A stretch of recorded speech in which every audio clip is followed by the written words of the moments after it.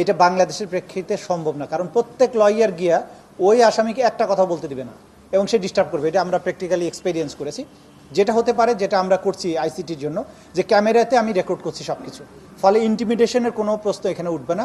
যেটা করা দরকার, সিআরপিসিতে যখন আসামিকে রিমান্ডে নিয়ে যে জিজ্ঞাসাবাদ করা হয়, এই জিজ্ঞাসাবাদের জবাবটা বা জিজ্ঞাসাবাদের থেকে যে আউটকামটা, এটা কোর্টে ব্যবহার করা হয় না। এটা কোর্টে ব্যবহার উপযোগী করার ব্যাপারে সিআরপিসিতে একটা প্রভিশন থাকা উচিত, কারণ ওইখানে সে ভালো মানুষের মতো সব কথা বলে যায়, আবার পরে প্রমাণ আসে অন্যরকম। সে যে একটা মিথ্যাবাদী অথবা সত্যবাদী, সেটা প্রমাণ করার ক্ষেত্রে ইন্টারোগেশনের সময় তার বক্তব্য যেটা হয়, এটা রেকর্ডেড হয়ে এটা কোর্টে ব্যবহার উপযোগী করা দরকার বলে আমি মনে করি।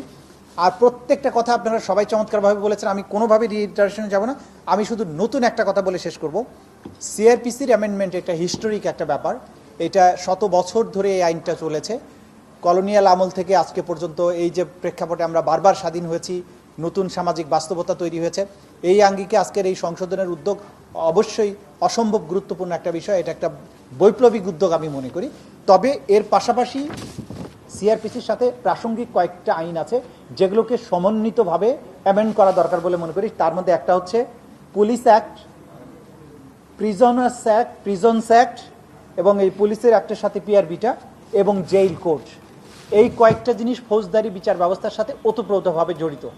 আমার মনে হয় যে উদ্যোগটা নিয়েছেন আমাদের ড্রাফটিং যে টিমটা, তারা চমৎকার কাজ করেছেন। আমি গুম কমিশনের আইনের সময় অনেক ভুল ত্রুটি হয়েছিল। এবারের আপনারা যেটা করেছেন, আমি মনে করি এটা অনেক ম্যাচিউরড একটা ড্রাফট হয়েছে, চমৎকার হয়েছে। সবার পরামর্শগুলো যদি আপনারা নেন, আমি আশা করি একটা খুবই ভালো কাজ হবে।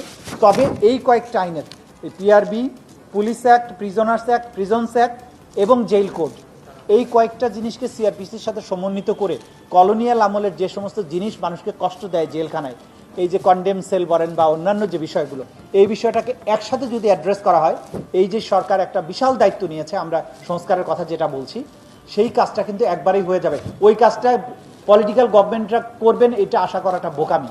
আমি স্যারকে অনুরোধ করবো যে এটা যদি একসাথে করা যায় ভালো হবে।